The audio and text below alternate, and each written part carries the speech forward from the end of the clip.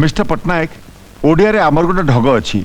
मे आई कम इन sir cabin हाँ हाँ अच्छा अच्छा ओके ओके हाँ हाँ मु परे फोन करी हाँ आपण को संगे मोर व्यक्तिगत कथा अछि कौन कुह एई नियंतु सर मोर रेजिग्नेशन लेटर ये कौन माँ काली जहाँ सब घटीगला से तो मुझे सॉरी कही क्षमा भी मागी हाँ सर आपण एया भी कहिथिले आपण को बहु होबा को जाउथिबा झियो आपण को ऑफिस रे चाकरी कले लोके कोन कहिबे माने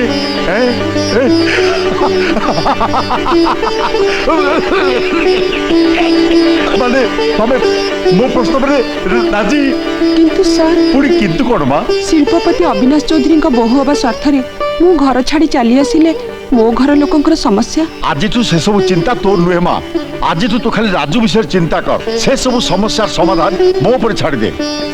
एक कथा जेमिति आउ केही न जानती अरे आउ के केमती जानिबो अविनाश चौधरी बहुर इज्जत माने अविनाश चौधरी इज्जत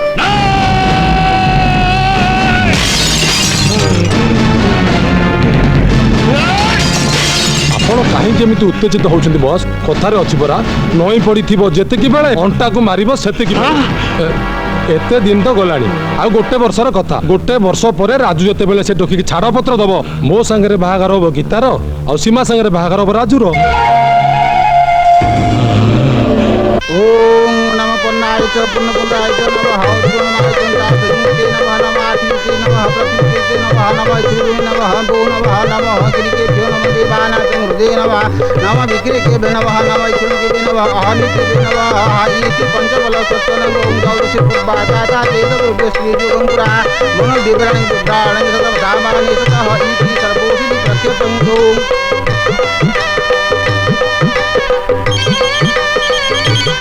हेलो हेलो हाँ मैं गोटे घनश्याम मामू बाहर करुच्ची हाँ हस्तखंडी पड़गला मु फुटी गीता बा तू आज बहुत सुंदर देखा हलो राजू देखले पूरा दीवाना हे जीव ई माँ भिणे भाई आउ टिके परे पूरा बाहागर संभाली पारलेनी चल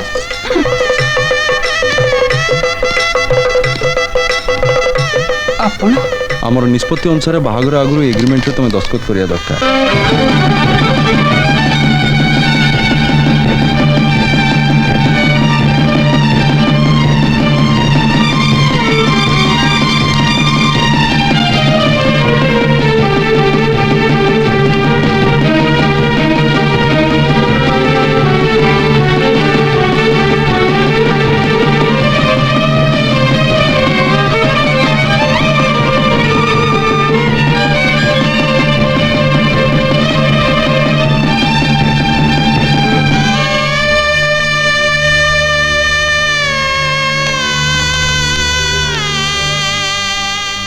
बाहाघर परे छाड़पत्र कथा उठे किंतु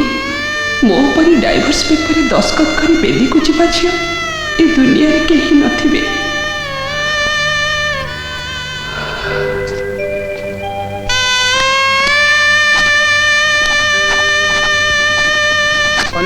कनक संपन्ना कनकाभरण संयुक्तं दास्यामि विष्णुं ब्रह्मलोकोत्थाय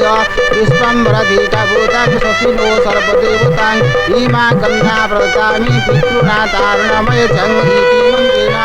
हे दश दिगपाल हे अग्नि देवता जदि तुम सत्य है था जदि वेद मंत्र किछि मूल्य थाए तेबे जे पवित्र बंधन रे मु बांधी होउची से गंठी जन्म जन्मांतर पई रहू केबे न फिटू केबे न तुटू